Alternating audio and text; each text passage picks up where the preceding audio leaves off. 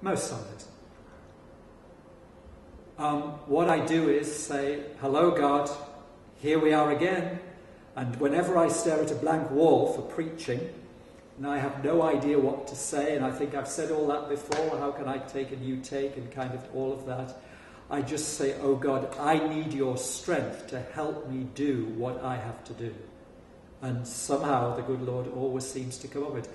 I've been preaching now for 20 years, and there's not before any sermon my stomach isn't churning and doing revolutions, and I think every time I'll never be able to remember what I'm going to say, and so on.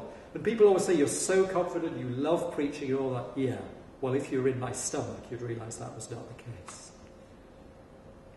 No, because in the end I've learned over 20 years that whether my preaching sucks or not, God actually draws people to the church, and God encourages them. So if they didn't like the preaching, they might get something from the music. If they didn't like the music, they might get something from the stained glass windows, and so on.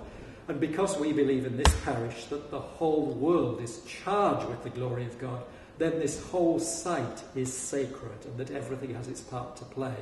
So whilst I do actually love preaching once I start, I find preaching down to this very day one of the most scary experiences. I love singing. I'm not sure whether I can sing, but I love singing. Anything that goes with a rock, anything that's kind of got a lilt. I cannot stand boring, dreary hymn tunes and awful words. And for me, the words and the tune are kind of equally important. So for me, when there's something that almost sounds as if it should have maracas played and tambourines and kind of all of that, I can't keep still, and it infuses, through the work of the Spirit, it infuses an inner life in me. And even if I'm feeling half dead and had a lousy day, like the day before, and I've been on the go from morning till night, like yesterday, from 5 in the morning till 8 last night, and then I eventually got home through ministry here, the music today will give me an electricity charge and will draw me to God in a particular way. I sing a song of the saints of God, da da da da da da. Yes. It's part of culture too, but of course, I just think there's something the church has got to cover notions of, and I need to be careful when I say this, has got to be open to all. So obviously, in the homeland where I'm from, the monarch is the head of the church. There are monarchs, heads of churches in different lands, those who are not heads of churches, but also that song too talks about people having tea. It talks about people in a whole host of different stations, if you like, in life. And what I love about that hymn is it covers kind of all of the bases. This church says we welcome all, and therefore that just doesn't mean literally, but it means in our heads, in our thinking, that we're open to God, kind of altogether working and using people, and that means people who are rich, who are poor, people who are monarchs, people who haven't got much money at all. Well, I am here because Bishop Larry allows me to be here. That chair there, which he will sit on, is the chair for the rector, but notice it's got the bishop's mitre, the bishop's headdress on it. And so when the bishop comes, I move out of that chair because this is the bishop's church, the bishop's representing the apostles, the leaders of the church. One of the many things the bishop does is he comes out and confirms, he does ordinations and 1,001 other things. So he's certainly my boss. He is the head of this Episcopal Diocese of Long Island and very much leads from the front. And for him, I know he is so dedicated to getting us all to thinking about mission and to remind ourselves that the church isn't just about what we do for ourselves, but it's what we do out there, and that there can't be a divorce from the two. But I think this parish is working really hard on that. Well, most Monday nights, for example, a number of parishioners actually help teach English as a second language. In our parish hall, we've got computers now and kind of all of that. We also give out food vouchers to the needy. We have not only our Sunday congregations, but we have other congregations too. I do some Hispanic services from time to time. Some of those are pretty rocking in the Isles too. And some of the other services are as well that we do with other church groups. So we open up our food pantry to them. Parishioners bring clothing to give out to those. And then we give out food vouchers so that before Thanksgiving, before major times of the year, we don't want people to go hungry.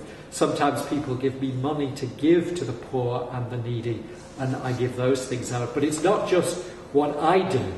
There are so many different facets of parish life. For example, the cook-offs for people who perhaps can't get out. Parishioners here will make food, soup and kind of other things and take them to the needy. I last night was trying to find a house, and I failed abysmally because the number of houses were all locked up, but to take a tea basket that members of this parish had prepared, just to say, we love you, we care about you. There was some jam and there was some cookies, and there was some tea and kind of all of that.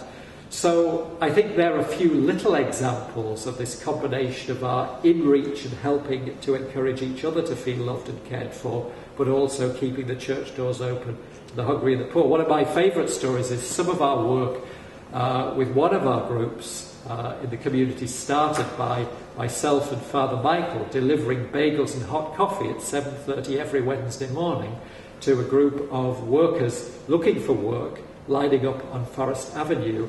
And 3 years later now, we have a Locust Valley Hispanic Cultural Association.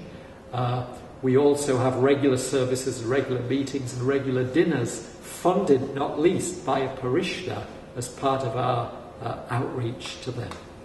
I heard that by 2015, St. John's of Laddingtown will have given over $1 million to this community. That's something to be proud of. I think we should not only be proud of it, I think we should be cartwheeling about it. And I think that figure alone, knowing that it's been produced by a lot of hard work at our church fair once a year, but I know people are working towards the fair pretty much all year round. And then a group in the parish decides who that should go to.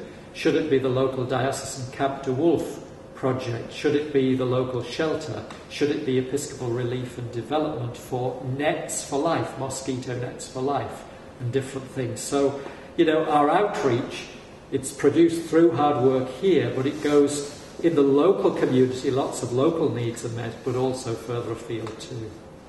Now, what is the funniest memory you have at St. John's so far? Boy, there have been so many. Oh, you're going to have to edit this. I'm really going to have to think about that and what I can say and what I can't say.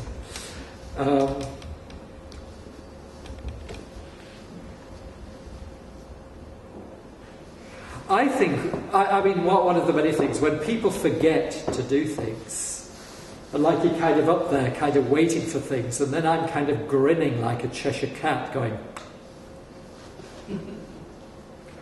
Or if music stops, sometimes I'm going... like that. Or if I go over there to get something and it's not there. And it's just that reminder that the church is a very, very human institution. Or I get the giggles at lots of things.